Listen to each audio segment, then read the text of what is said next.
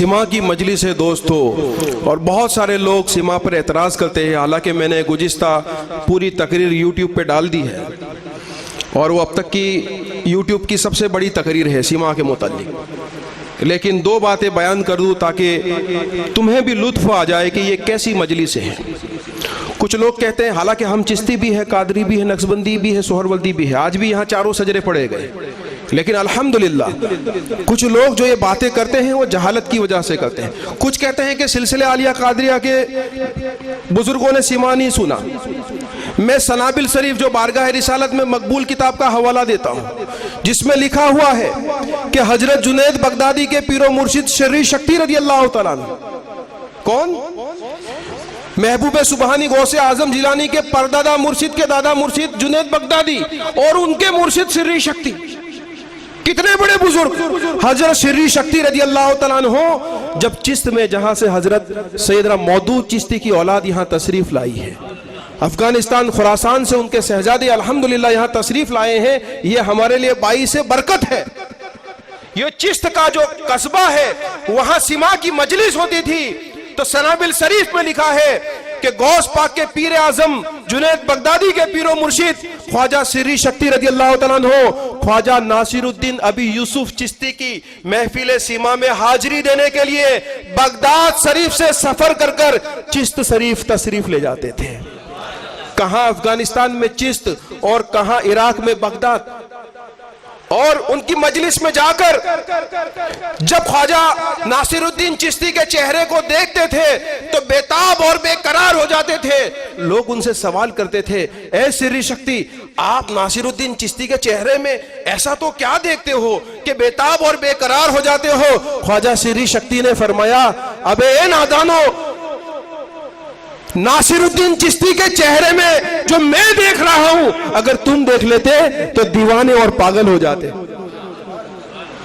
वल्लाह खुदा की कसम, सिमा की मजलिस में नासिरुद्दीन चिश्ती वजदानी कैफियत में उस मंजिल में, अल्लाह की बारगाह में वहां पहुंच जाते हैं कि अगर उस मंजिल पर पहुंचकर शर्री शक्ति को एक आवाज लगा दे, वहां से उस मंजिल पर लामकाम में पहुंचकर अगर शर्री शक्ति को वहां से एक आवाज दे दे तो शर्री शक्ति के दर्जात बुलंद हो जाए।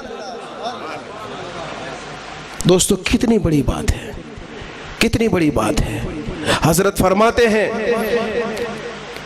कि चिश्त में जब सिमा की मजलिस होती थी, साज बजाने वाला कोई नहीं होता था, तो दीवारों में से, झाड़ पत्तों में से बजने की आवाज शुरू हो जाती थी। कहां फतवे लगाओगे, कहां कहां रोकोगे? कुछ कहते हैं कि नक्शबंदिया सिलसिले में चीज सिवा नहीं है। हजरत यूसुफ हमदानी रज़ी अल्लाह तआला का वाक़या पेश कर रहा हूँ, जो सिलसिले आलिया नक्शबंदिया के तरीक़त के इमाम सैयदना बहाउद्दीन नक्शबंद के भी परदादा मुर्शिद के दादा मुर्शिद के आगे के बहुत ऊपर के बुजुर्ग हैं। करीब सजरा शरीफ में हुजूर सल्लल्लाहु अलैहि वसल्लम के बाद उनका 11वां नाम आता है। हजरत यूसुफ हमदानी रज़ी अल्लाह तआला अन्हु मशहूर और मारूफ बुजुर्ग, आपकी बात को इमाम सुतूनी बहजतुल असरार में लिखते हैं, और ये भी ऐसी किताब है बहजतुल असरार जिसकी तारीफ हिंदुस्तान के सबसे पहले मुहद्दिस आजम अब्दुल हक मुहद्दिस आजम दहलवी ने कही है कि हुजूर गौसे आजम दस्तगीर जिलानी रज़ी अल्लाह तआला की सीरत की इससे ज्यादा मोतबर और कोई किताब नहीं है।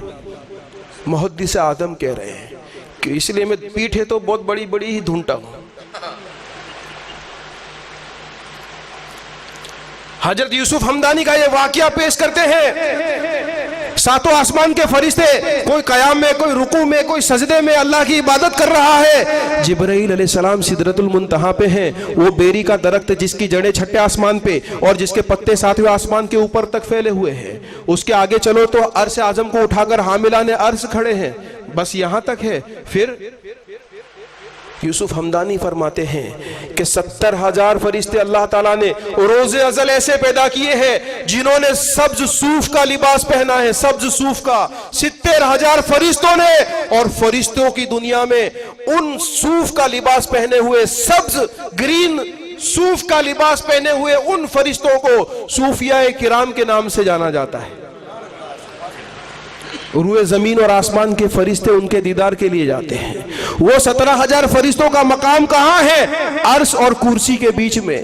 वो क्या कर रहे हैं? फरमाया रोजे अजल से सीमा सुन रहे हैं, सीमा की आवाज उनके कान में आती है।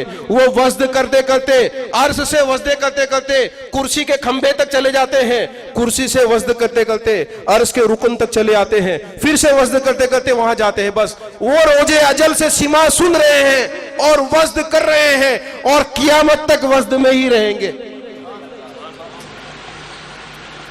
ये क्या चीज है दोस्तों? बहिश्त में सबसे बेहतरीन नेमत ये होगी कि जब बहिश्त में जन्नती दाखिल होंगे, फरमाया सबसे अफजल नेमत ये होगी कि अल्लाह खुशबू वाली ठंडी हवाएं चलाएगा और दरख्त पर जो घंटियां होगी वो इस अंदाज में बजने लगेगी कि उसमें सीमा शुरू हो जाएगा। ऐसा सीमा शुरू हो जाएगा कि तमाम बहिश्तियों पर कैफियत तारी हो जाएगी। फरमाया इससे बढ़कर बहिश्त में कोई नेमत ही नहीं होगी। मैं समझता हूं कि इतनी बातें काफ़ी है, वक्त काफ़ी हो चुका है। अल्लाह रब्बुल इज़्ज़त हम तमाम को हबीब पाक सल्लल्लाहु अलैहि वसल्लम के सदक़े में, ख्वाजगान चिश्त में के सदक़े में तमाम सलासिल के बुजुर्गों के फ़यूज़ व बरक़ात से माला माल फरमाए और हमें भी अल्लाह रब्बुल इज़्ज़त अहसनुत तक़वीम बनने की नेक तौफ़ीक़ रफ़ीक़ अता फरमाए और शरीयत, तरीक़त, हकीकत और मारिफत की राह पर, फ़राइज़ और सुन्नतों पर और बुजुर्गाने दीन की निस्बत और मोहब्बत में ज़िंदगी और मौत अता फरमाए। वमा अलैना इल्लल बलाग व आखिरु दावाना अनिल हम्दुलिल्लाहि रब्बिल आलमीन।